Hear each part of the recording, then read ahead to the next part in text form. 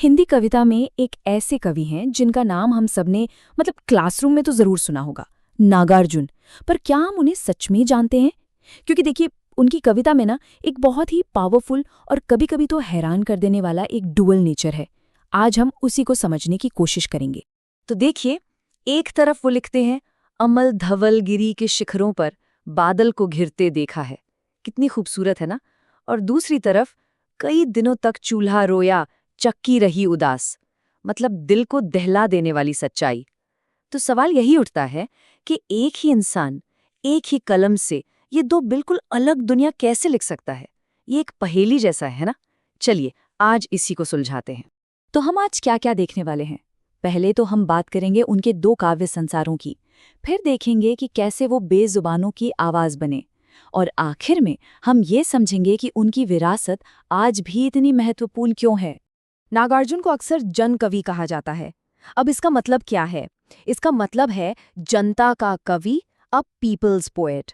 मतलब उनकी कविता सिर्फ खूबसूरती या कला के लिए नहीं थी। नहीं, वो लिखते थे आम लोगों के लिए, उनके संघर्षों, उनकी खुशियों, उनके दुखों के बारे में।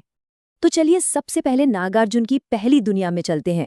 ये वो दुनिया है जहाँ प्रकृति की खूबसूरती है, एक ऐसा सपना जो लगभग किसी मिथक या कहानी जैसा लगता है।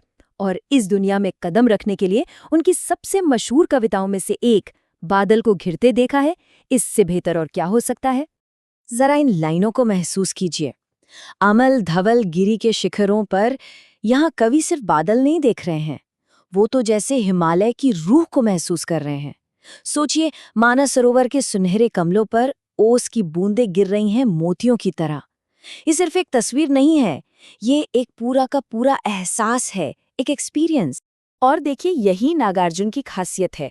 वो सिर्फ ये नहीं बताते कि उन्होंने क्या देखा, नहीं, वो उस देखे हुए को पुरानी कहानियों और मिथकों से जोड़ देते हैं। जैसे वो मैदान की गर्मी से भागकर आए हंसों को देखते हैं, लेकिन साथ ही उन्हें चकवा चकवे की कहानी भी याद आ जाती है। वो कस्तूरी मृग को देखते हैं जो अपनी ही खुशबू के पीछे पागल है, और तो और वो महान कवि कालिदास को भी याद करते हैं। इससे होता क्या है कि वो जो नज़ारा है ना, वो टाइमलेस हो जाता है। पर ये तो कहानी का सिर्फ एक हिस्सा था। एक तरफ तो उनका मन, उनका सिर बादलों में था, हिमालय के सपनों में, लेकिन उनके पैर, वो बहुत मजबूती से जमीन पर थे, और उस जमीन की सच्चाई बिल्कुल अलग थी। और यहीं से हम नागार्जुन की दूसरी दुनिया में दाखिल होते हैं। ये दुनिया है इंसानी तकलीफ की, एक ऐसी दुनिया जिसे वो बिना किसी लाग लपेट के दिखाते हैं। और इसका सबसे सबसे पावरफुल एग्जाम्पल है अकाल पर लिखी उनकी कविता। इन पंक्तियों में आपको कोई सजावट नहीं मिलेगी, सिर्फ और सिर्फ नंगी सच्चाई। सोचिए, चूल्हा रो रहा है, चक्की उदास है। ये सिर्फ शब्द नहीं है, ये उस घर की वीरानगी बता रही हैं। और ये तकलीफ सिर्फ इंसानों की नहीं है, कानी कुतिया, छिपकलियां, यहाँ तक कि चूहे, पूरा का पूरा घर, हर एक जीव भूख के सामने हार चुका है। इस कविता की असली ताकत इसकी सिंप्लिसिटी में है। आप सोचिए, सिर्फ 8 लाइनें, और इन 8 लाइनों में नागार्जुन ने हमें अकाल की पूरी कहानी सुना दी। पहली 4 लाइनों में वीरानी है, एक मौत जैसा सन्नाटा, और फिर अगली 4 लाइनों में जब घर में कुछ दाने आते हैं तो जिंदगी धीरे धीरे लौटती है, धुआं उठता है, आंखों में चमक आती है, निराशा और उम्मीद दोनों एक साथ। और ये जानना बहुत जरूरी है कि ये कविता सिर्फ एक कल्पना नहीं है, ये असल में 1943 के बंगाल के भयानक अकाल का एक साहित्यिक दस्तावेज है, एक ऐसी असल त्रासदी जिसमें लाखों लोग भूख से मारे गए थे। ये कविता उस इतिहास का एक गवाह है। लेकिन नागार्जुन की कहानी सिर्फ अकाल तक ही सीमित नहीं है। उनकी कलम उन सब लोगों के लिए चली जिनकी आवाज़ अक्सर सुनी नहीं जाती थी। वो सच में बेजुबानों की आवाज़ थे। जैसे उनकी कविता खुरदरे पैर को देखिए। इसमें वो एक रिक्शा चलाने वाले के पैरों के बारे में लिखते हैं। वो कहते हैं कि मेरी दूधिया निगाहों में, मेरे कुसुम कोमल मन में वो फटी एड़ियों वाले पत्थर जैसे कठोर पैर धस गए हैं। देखिए, कितना सीधा और पावरफुल कॉन्ट्रास्ट है। एक तरफ कवि का प्रिविलेज्ड जीवन और दूसरी तरफ उस मजदूर की कठोर सच्चाई। ये क्लास डिफरेंस पर एक जबरदस्त चोट है। और फिर आता है उनका व्यंग्य, उनका सटायर, और इसका सबसे अच्छा उदाहरण है कविता प्रेत का बयान। ये कविता आजाद भारत के उस झूठे अभिमान पर एक तमाचा है जो अपनी ही सच्चाई देखने से इनकार करता है।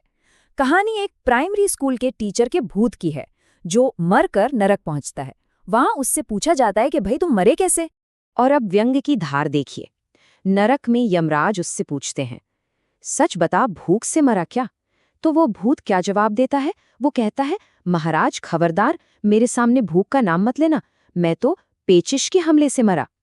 सोचिए, मरने के बाद भी, नरक में भी वो ये मानने को तैयार नहीं कि वो आजाद भारत में भूख से मर गया। ये उस झूठे गर्व पर कितनी बड़ी चोट है जो अपनी नाकामियों को छुपाना चाहता है। तो अब तक हमने नागार्जुन की दो दुनियाएं देखी, एक सपनों की दुनिया जो बेहद खूबसूरत है और दूसरी हकीकत की दुनिया जो उतनी ही क्रूर है। तो अब सवाल ये उठता है कि इन दोनों को हम एक साथ कैसे देखें और आखिर उनकी विरासत है क्या? देखिए, नागार्जुन की महानता असल में इसी बात में है कि वो इन दोनों दुनियाओं को एक साथ साध लेते थे। वो एक प्रगतिशील कवि थे, मार्क्सवादी सोच से प्रभावित थे, पर साथ ही उन्हें कालिदास की शास्त्रीय परंपरा की भी गहरी समझ थी।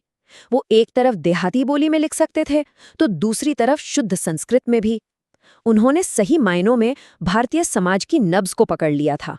और जैसा कि लेखक उदय प्रकाश कहते हैं, और ये बात बहुत सही है, कि नागार्जुन सिर्फ एक विद्रोही कवि नहीं थे, वो एक अद्वितीय मौलिक बौद्धिक कवि थे, मतलब a unique and original intellectual poet.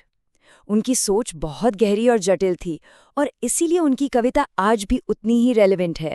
तो आखिर में एक सवाल के साथ इसे खत्म करते हैं। नागार्जुन ने अपनी कला, अपनी कविता का इस्तेमाल समाज को आईना दिखाने के लिए किया। उन्होंने खूबसूरती का इस्तेमाल क्रूर सच्चाई को उजागर करने के लिए किया। तो सवाल यह है कि आज के दौर में एक कलाकार की सबसे बड़ी जिम्मेदारी क्या होनी चाहिए? ये एक ऐसा सवाल है जिस पर हम सबको सोचने की जरूरत है।